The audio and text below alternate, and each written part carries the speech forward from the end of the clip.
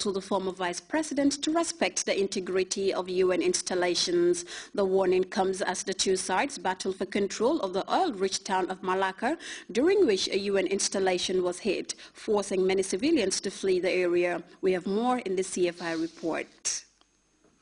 A battle for the control of the town of Malakal in South Sudan is into its second day. Government forces and opposition rebels are engaged in heavy fighting in the oil-rich Upper Nile state, which has changed hands twice since the 15th of December. The fighting has hit United Nations installations and forced civilians to flee. The UN mission says it's treating dozens of patients for wounds at its hospital. It calls on all the parties to respect the integrity of UN installations. As a result of today's violence, the number of uprooted people seeking refuge at the UN base in Malakal has, in fact, nearly doubled to 20,000. Civilians are using any means possible to flee the area. 200 people drowned when an overcrowded ferry capsized. Further south in Jonglei State, South Sudan's government signed a peace agreement with the local militia leader, but fighting continues in other parts of Jonglei. High numbers of displaced are arriving in South Sudan's capital Juba, flocking to this camp in Tomping. In this protection site, where most of the civilians came at the beginning of the fighting, we now have 17,000 people being sheltered by the United Nations. According to United Nations figures, 400,000 people have been displaced in South Sudan. Some areas are difficult to reach for aid agencies, meaning people are surviving under very difficult circumstances. The United Nations Secretary General has condemned South Sudan's army and opposition rebels for stealing food and humanitarian supplies. The Senegalese capital Dakar is playing host to a meeting of young leaders devoted to finding solutions to problems affecting the youth of Africa and creating employment opportunities for the continent's teeming mass of jobless youths. And the African migrant movement in Israel has taken to the streets again, urging the Jewish state to recognize their status as refugees. CFI has the details of these and other stories in this African News Roundup. 60 sub-Saharan migrants entered Spain's North African territory of Melilla on Wednesday after charging a barbed wire border fence. About 4 hours earlier, another group of around 300 tried to storm the border, but no one managed to get in. 15 of them got into a building and took refuge on the roof. Police made them come down and took them to a temporary center. Many were injured and had to be given medical care on the spot.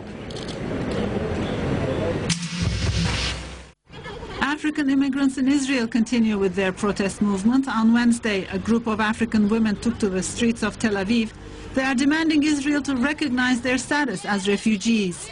They're also protesting against a law which makes it possible to place illegal immigrants in detention camps without trial for as long as 1 year.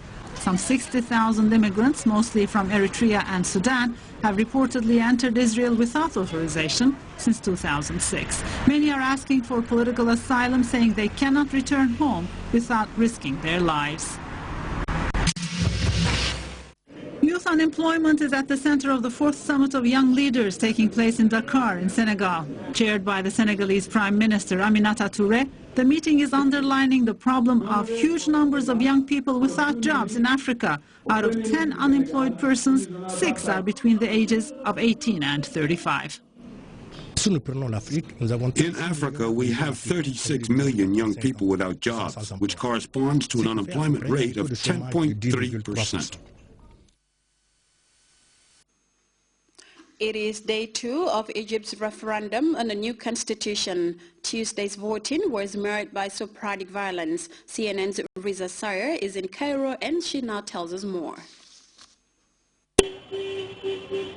Well, obviously, turnout is key for this military-backed interim government. They want a strong turnout to boost their credibility and legitimacy. We've been visiting polling stations throughout the morning. We're at another one here in Cairo, and this is pretty much what we've observed. No long lines, but a steady trickle of voters coming in. This is the line for women voters over there. It's the men voting.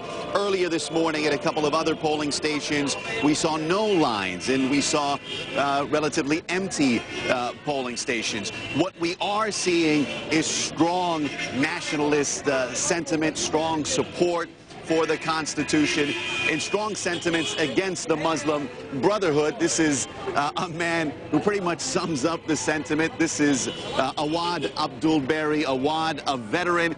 His hat says yes to the Constitution for beloved Egypt, and the terrorist group, the Muslim Brotherhood, in the trash bin of history. You really get the sense that there's deep-seated hatred for the Muslim Brotherhood. Many believe that this is a vote against the former President Mohamed Morsi and the Muslim Brotherhood. What's remarkable is throughout the past 2 days, we haven't come across a single person who's told us that they're going to vote no for this Constitution. And rights groups say that's a troubling indication of a repressive and intimidating atmosphere established by this military-backed government and the state media that's really stifling debate and descending on any kind of crackdown. So several more hours left on this second and final day of this referendum. Many analysts say this Constitution is going to pass with a yes vote, and that could set the stage for a potential presidency for Abdel Fattah al-Sisi, the army chief. He's certainly the most popular man in Egypt. Rights groups say if he is elected president, though, that could be an indication that Egypt is going towards another military-ruled autocracy and away from the freedoms and democracy that many Egyptians fought for back in the 2011 revolution. We now take a second break. Stay tuned.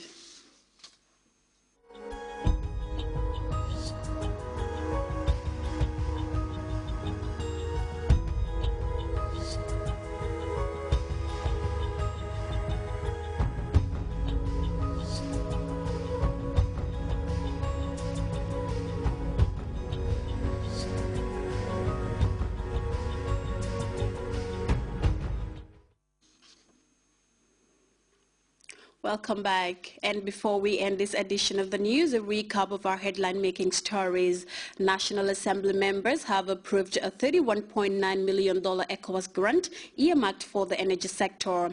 The ruling Alliance for Patriotic Reorientation and Construction is gearing up for its 5th National Congress. Fighting between South Sudan government troops and forces loyal to the former vice president in the oil-rich town of Malacca has forced the civilians out of their homes, and Egyptians have been heading to polling stations to deliver their verdict on the constitution proposed by the military amid reports of sporadic violence.